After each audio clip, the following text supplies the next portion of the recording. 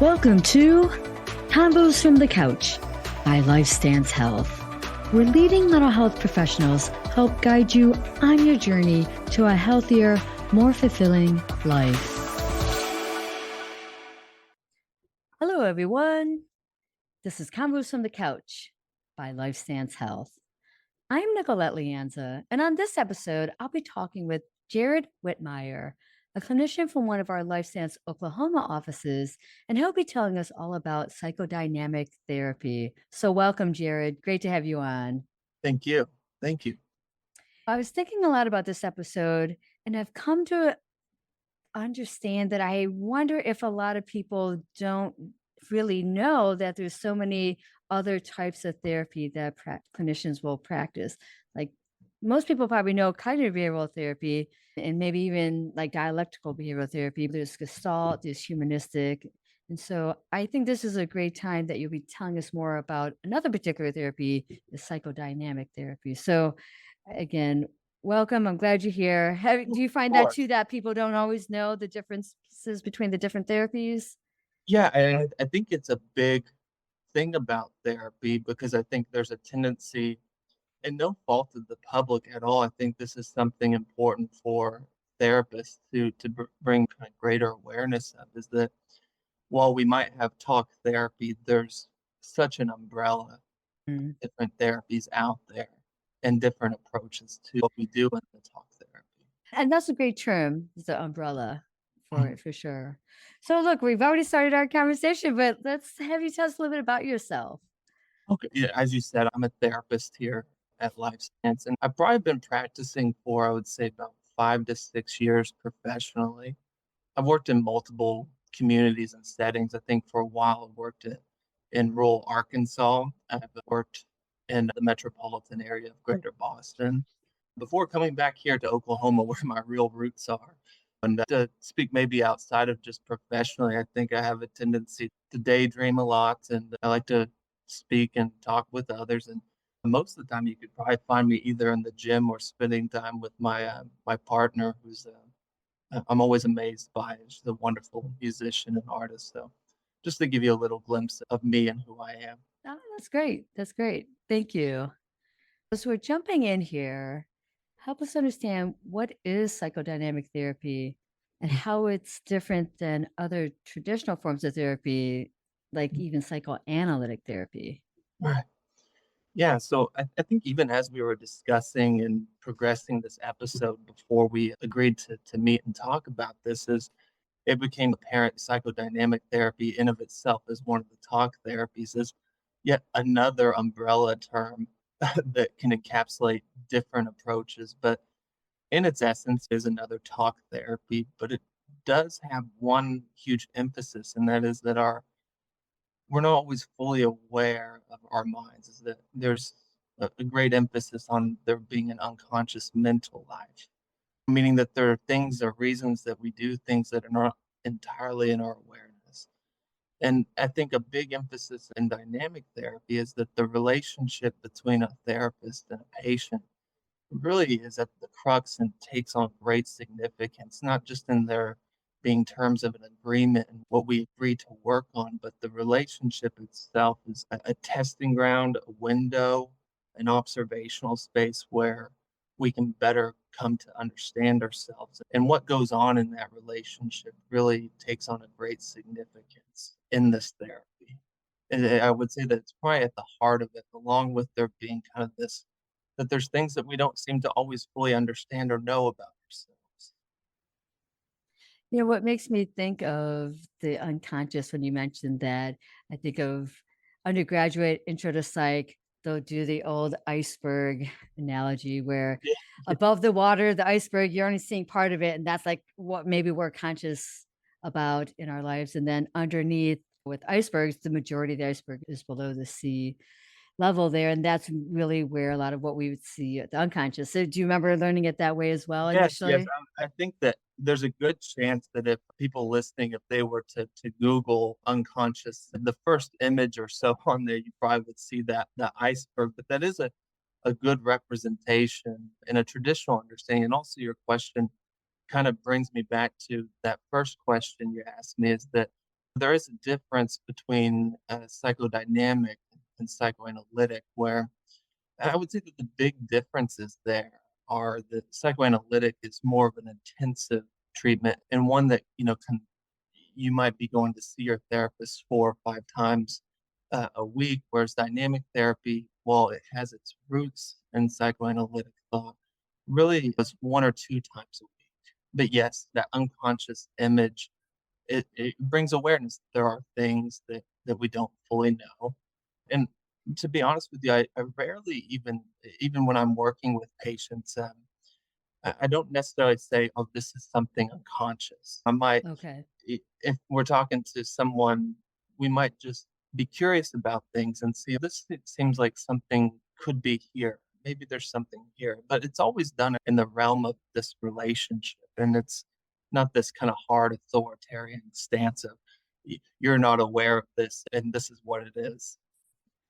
Which is, I think, this is all about educating people to understand that a psychodynamic therapist might be like, "That was unconscious. You didn't even realize it." It's not maybe that forthright Yeah, that yeah. making a mark of it. Can you tell us more about the history behind this approach? Yeah, the history and another part of me is that's one of my favorite things is kinda understanding the history of just therapy in general. It's really rich. With dynamic therapy, I think that there is, that of course it has its roots with Freud, and I think most people, we're all aware of who Freud was. At the same Mhm. time, um, I think that to say that dynamic therapy started with Freud, that while that's true, it has grown and grown from there. In fact, many of Freud started a school of thought, and it was that idea. There's things that we're not fully aware of, Right, and he was the first to say, maybe we talk about this, and maybe in the essence of talking, right. we can bring a greater awareness to that. Now we can critique Freud because a lot of his ideas and theories were really rigid, really kind of authoritarian. But in its essence, one thing that has remained true and has kind of stood the test of time is that there are things that we don't know, whether we're in a lab calling it implicit memory, or we're in the room and noticing it happening. But in that school that Freud started, there was many different other clinicians that took his ideas and kind of went with them. Even people that other therapists might be more familiar with, Eric Erickson has a lot of his stuff based in Freudian. And And they're just to huge. put in there, Eric Erickson is the where you look at the stages, right? So, boy, I'm forgetting what's like. I'm actually forgetting some of the stages that Erickson came up with there. Initiative versus shame and doubt, Yeah, like things like that. yeah. Yeah, But got yeah, you. he took that. I think you're spot on. Is he took that developmental kind of Developmental. That's it. Yeah, thing and right. put it into more language that probably was a little bit more accurate, and Hmm. flexible with the realities of people. And at the same time, we had clinicians such as Rollo May, Claire Thompson, Otto Hmm. Kerber, Eric Fromm that really kind of expanded upon psychodynamic Hmm. therapy, became again, a school of thought that expanded upon itself. We might think of biology and think that, this started with Darwin. Uh, Hmm. it has grown over time, but, while it has its roots in Freud, it's nowhere near what it was. In fact, there's many different ways, I would say today it takes on a more relational context, and that, the sessions are not as frequent as they used to be. There's a huge emphasis on, um, our ego psychology, object relationships, our personality patterns, and this all kind of coalesces into a greater understanding, a model of looking at someone's mind and understanding them more fully. Uh, the history has expanded, and I think that today it's less and less about Freud and more about the relationship, what gets played out in that relationship, how is that issues around transference, defenses, also just developmentally, where's the person at? Um, I would say Hmm. that that's a big part of this history and where we're at today.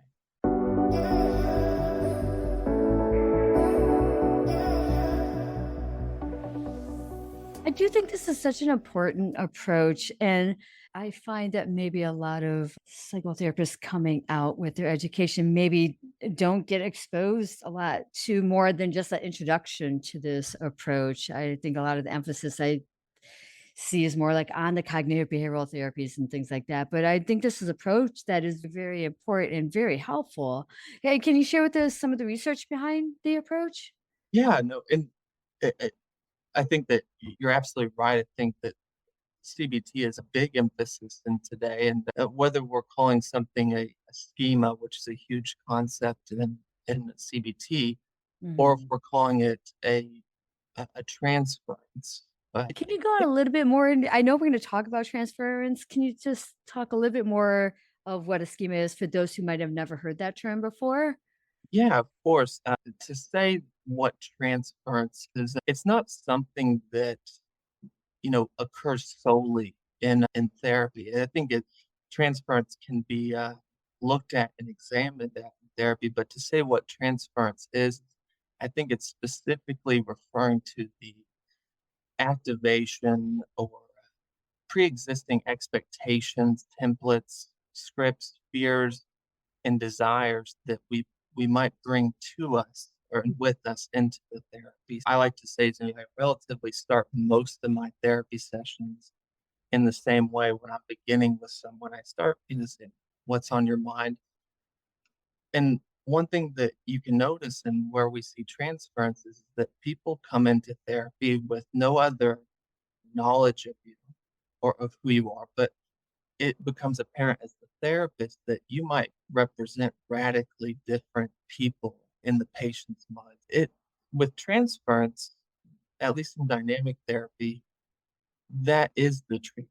That is the understand that's not seen as an obstacle or something bad, but how this person might see me and how we might even be mutually influencing one another. How can that be used in a way to better understand both this person's history as well as what gets played out in their relationships and it's with symptoms. So Mhm. I would say the transference is probably at the heart of therapy. Yeah, Uh, uh, at least that when it comes to dynamic therapy, a schema or transference, it's all a better way of understanding this person, but it right. is the things that we put onto the other person. Uh, Yeah. we see them, how we view them, who you think they are. Right, that's the key. And Yeah. I know I pulled you away from the question of No, what was the research behind the approach. So I know there's a lot of good research behind this as well. yes, yeah. I think that there was a watershed moment when it came to dynamic therapy because I would say therapy just in general is something hard to research. I think CBT lends itself well to research. You can manualize, operationalize these things, but I think as we've gone forward with the research, especially when it comes to dynamic, is you really see equal efficacy. Validity to these treatments is that they're just as equally effective as the CBT interventions are.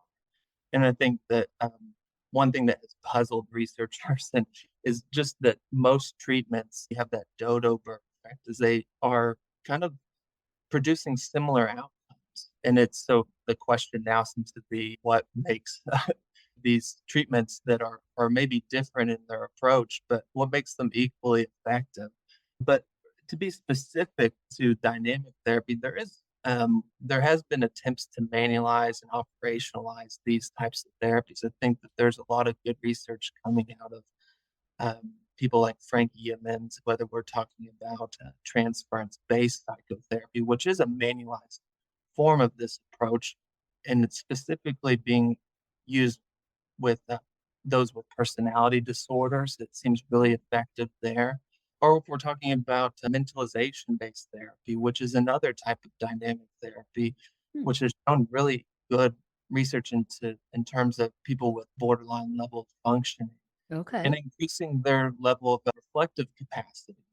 So there's a lot of good research coming from those. Another thing that with that paper that was kind of a watershed moment, I think, for dynamic therapy was there does appear to be with this therapies that the change, whether we end the study at 6 months or whether we end the study in 8 to 12 sessions, I think that they're showing that the effect sizes are pretty good. This change seems to last. And and people tend to walk away from this treatment, maintaining the gains that they have made. So I think that that's a bit of a glimpse into the research that has been done with this approach.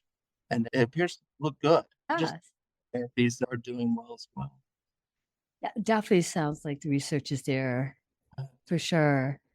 Shifting gears a little bit, can you share with us a little bit about some of the misconceptions about dynamic therapy? I think there's a lot of different misconceptions with this therapy. I think that one is that it goes on and on. It lasts forever, or people have the understanding of dynamic therapy from that psychoanalytic perspective is that we're meeting with them 4 to 5 times a week.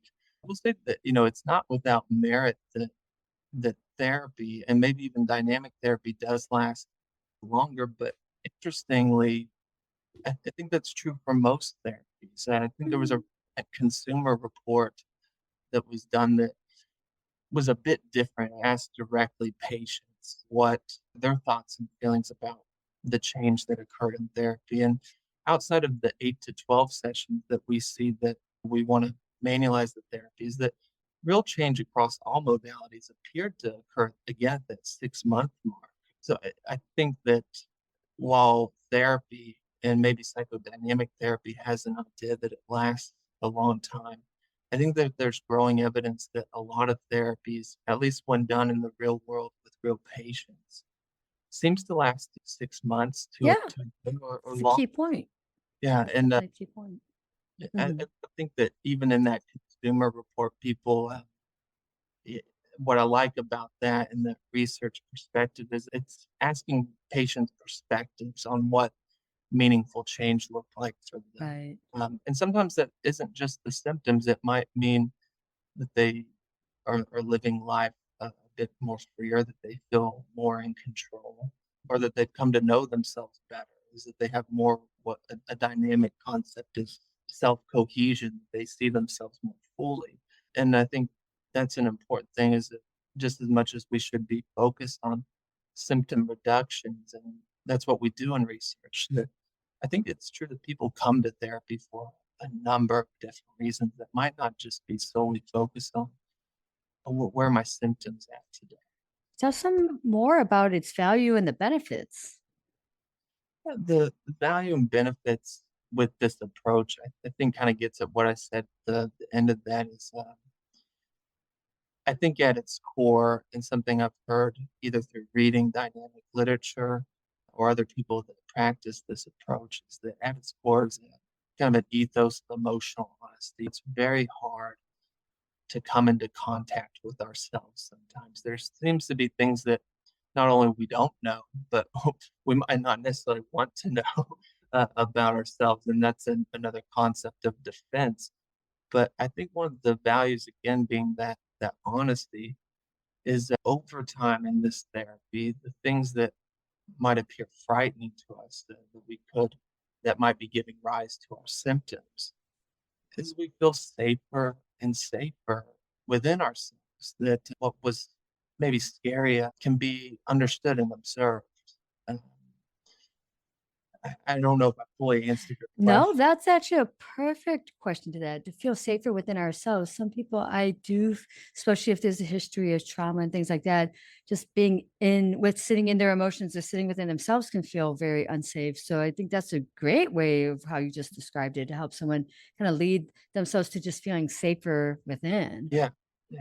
And maybe I could give a case illustration. I think it's of what that might look like in a therapy process if you wanted, Yeah, go ahead, dude. Let's throw that out there.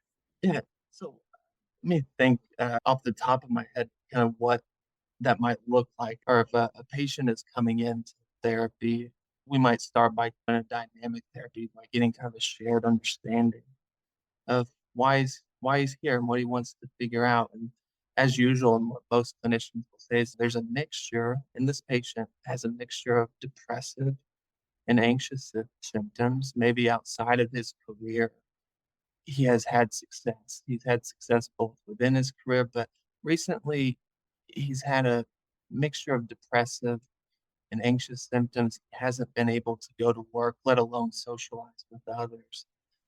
Uh, And the content of our sessions might kind of bring a notice into that. We notice the suspicion, but also in the course of therapy, maybe I noticed that my attempts to understand and know him, reflect back to him, don't really seem to land with him. In fact, something happens, something different happens, is I can't quite reach him in the way that it looks as if he feels truly understood. And he comes in one day and he tells me about a conversation that he had with a colleague at work in which he left that feeling kind of incredibly anxious. He was offered a promotion, let's say, and he can't shake this anxiety that he has about that. So I bring it into the room and I say, I notice when I try to capture something that seems very important to you, such as this feeling that you're describing to me right now, the fear and frightened state that you're left with. You agree with me that you're frightened, but also it seems to shrink. There's a moving away from that conversation. It's as if the more I get closer to you, the further away you seem at the same time. Maybe help me see, is this something you also notice? What could be playing out between me and you right Mm. here, right now? So it's about the relationship between you as the therapist and this client of what's the therapeutic dynamic going on right now with the Right. relationship? Yeah. And that question can have infinite amount of answers. But hopefully if we're doing therapy right, if we feel safe in this, if we don't come at it with this radical interpretation, if this patient has room to really meet that and the therapist has done their job to provide that both tactfully and securely, we might come to find something about that. It could be his agreement with me, his needing to, him saying, I agree with you, but then we move away. It's as if his agreement keeps me at a distance. Maybe there's something about that. And so we kind of further untangle that. We further go into that. Maybe this is another psychoanalytic principle is that his agreement could be a defense. It could be something that Mhm. he was not fully aware of, or maybe he notices that for the first time, but we have a better understanding. And it's not a me saying this is what it is, but it's continuously inviting the patient to observe with you and what's going on between you. Agreement might be there for good reason. That might be Right. something that he does. And Right. there's a number of different reactions patients can have. Right. They might respond to anger when you empathize with them. They might recoil. They might do a number of different things. But in psychodynamic therapy, we don't see that as an obstacle, but rather a window into better understanding themselves and also how maybe if it's entirely possible that I could be responding to a patient in a way that is activating something within them, something that maybe there is good reason for them to be suspicious of my behavior. Okay. So that again, going back to that radical honesty is both patient and therapist view that together.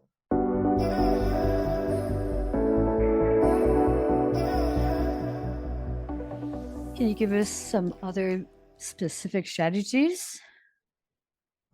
I was reading a book by Nancy McWilliams, another dynamic therapist who really writes well, but she had a quip in there that said, the great thing about dynamic therapy is you both never know if you're doing it. I think the biggest thing with dynamic therapy, again, is we don't place on our patients a protocol. And that is a technique in of itself. It's always about what is presently on your mind. There's an old technique of free associating, which actually is a hard thing to do. And it Can takes a you lot. tell what I know what it is, but for those who might not know what free association is, can you tell us a little bit about that?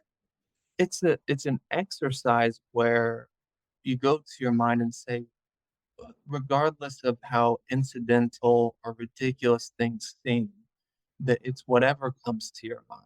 And you share that as things are coming to your mind, you share that out loud. And we might begin to draw connections where there was no connections there before.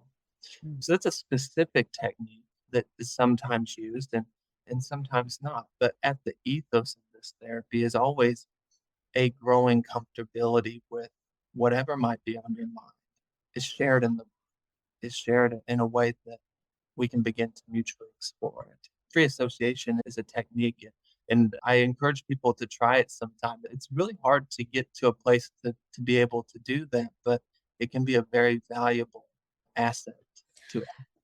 To give a further example of this, and I'm thinking of it from the point of view of a word, maybe a list of words that the therapist is giving to a client, like mother, flower, maybe a list, and then they're just free associating what comes to their mind when, mother, things like Mhm. that. Is that a good example? That there's no wrong example Fair that point. Fair yeah, point. in that it might be connected to what we've been talking about. Yeah. It might be Mhm. connected to other things, and I don't think that we don't walk into therapy immediately able to do that. I think that most of my experiences with people being able to get to that place where we're freely associating things is after a while of really good trust has been built. And Mhm. it's mutually exploring that together. I think I keep emphasizing that because I think the another critique to go back to earlier what you were saying is I think in the beginning of psychoanalytic the birth of that, its transition to the dynamic therapy is that these theories were I think a lot of that has to do with Freud being a physician and wanting to operationalize with this type of science, and there's a movement away from that. I think that we recognize the complexity of people and what they bring here. Now, I know we talked a little bit previously about transference, but can you tell us more about how it's utilized in dynamic therapy? Again, through that observation, it might also be something that the therapist themselves notices. The transference, and there's another term is the countertransference, is our reactions, both good or bad, to the patient, and how that can be used to understand one ourselves and the patient. So the transference, and again, much like I might not say unconscious to a patient, it's very rare that I say, "Oh, what's happening here is a transference." And I might say, "I noticed that there's something in here with us today. Maybe you're a little bit, eh, a little. I noticed some anger, and we might start from there. It might be a positive transference. It might be a negative transference. It might be a number of different things that we again analyze. It's the feelings again that are being placed into the therapist, good or bad. I think another concept that I uh, want to do justice to here when we're talking about dynamic therapy is this idea of defense mechanisms, Yeah. which are really just the various ways that we seek to cope with something that's either externally stressful or internally stressful. Any thought or feeling can be used to defend against another. We might displace feelings. We might feel otherwise angry at something at work and only to displace that onto our loved ones at home. We might find ourselves finding something unacceptable about something, some part of us. We rather put that into someone else. So I think a lot of people are familiar with the idea of projection. Yeah, projection. Yeah. We might keep ourselves busy by doing and doing as a way to avoid something else. So I think a defense is a verb that means to cope really, to Mhm. move forward, and I think that our defenses can either be helpful for us in the case of there's an idea that a defense is either something that is internal or does this defense separate us further from others? I think that if we rely on projection, you can be sure that that's going to play out in our relationships if we solely use that as a way of defending against something. So there's a number of different defenses that we can use. They're not good or bad They on. just are. Yeah. Mhm. Gotcha. Any other takeaways you'd like to share? I think it's important to note that the thing about talk therapy is there's so many different approaches and there's so Yeah. many different ways of doing this thing that that helps. And so I really encourage people to find a therapist that they feel safe with, that they feel comfortable with. Mhm. And I think, it's always important for people is like, did I go to therapy and is there something that I brought away from that experience that I didn't have before? I think in today's world, it's becoming more and more important that we have good trained therapists, that we have a healthy understanding of these concepts. And I think it's important to let patients know that this is for them and this is Right. that they uh, they should feel free in being able to choose the therapy that works best for them. Yeah. Right. That's what's most important for Mm. sure. My gosh, thank you, Jared. Thank you for sharing your knowledge on psychodynamic therapy. I think we're going to have many listeners who are going to be like, wow, this is a thing. I didn't realize there's this. Again, as I mentioned when we were first starting, most people have heard cognitive behavioral therapy or even gestalt therapy, things like that. But I think this is an approach that very much has so much research behind it that could be so helpful. So thank you again for sharing your knowledge on this approach. Thank you for having me on. Yeah, that was fun.